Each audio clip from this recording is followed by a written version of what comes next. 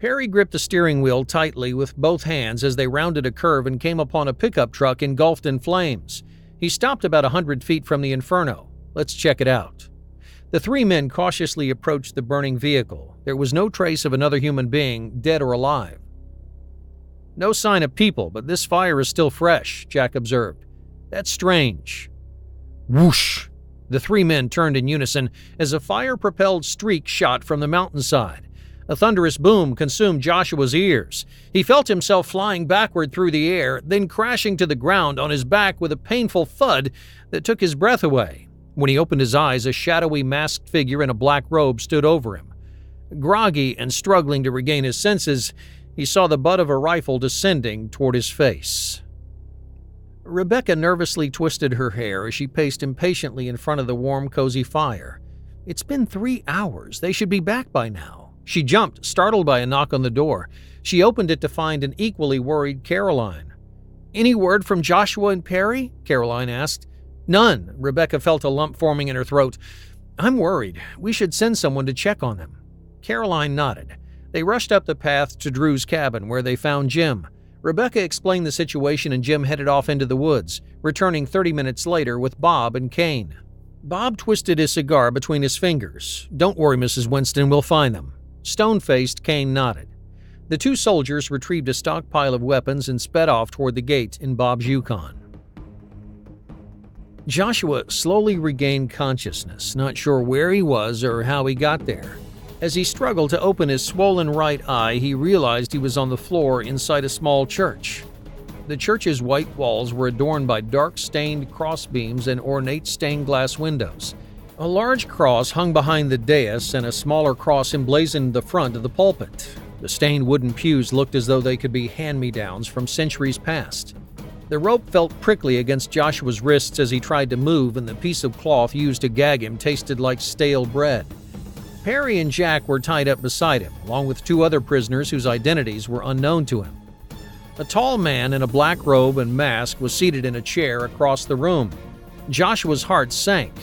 AIS, we're in a fix. The man sharpened a foot-long knife using slow, ominous strokes, glaring at Joshua and the other prisoners. "Martin, be alert," Bob snapped. "Yes, sir." Kane pumped a round into the chamber of his Kimber 45 and reholstered it. Bob stopped his Yukon about a quarter-mile from the charred remains of two vehicles, one of which had burned, another which had been blown to bits. He studied the scene and surrounding area through binoculars while Kane stood ready with an AR-15. Once convinced that whomever or whatever had caused the damage to the two vehicles was no longer an imminent threat, Bob moved his Yukon closer.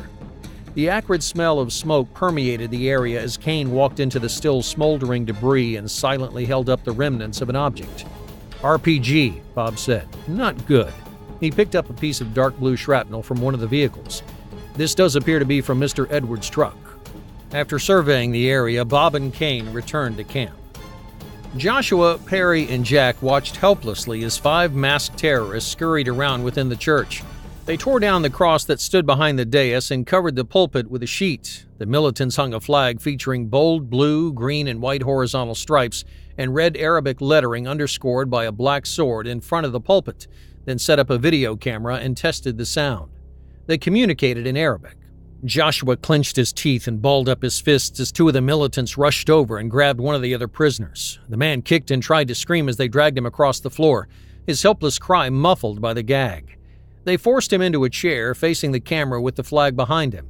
Joshua's heart sank as the terrorist who had been sharpening the knife positioned himself behind the imperiled hostage and removed his gag. Another militant turned on the camera and began recording. The terrorist with the knife spoke in near-perfect English with a neutral Midwestern accent. "Are you a Christian?" The hostage gulped. "Yes."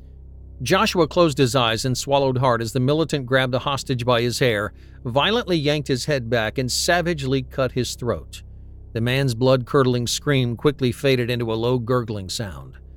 The terrorist severed the man's head and held it up for the camera as the slaughtered hostage's torso collapsed onto the floor. "These infidels will meet the same fate if they do not renounce their Christian faith and their loyalty to the American government." The terrorist pointed toward Joshua, Perry, Jack, and the other hostage.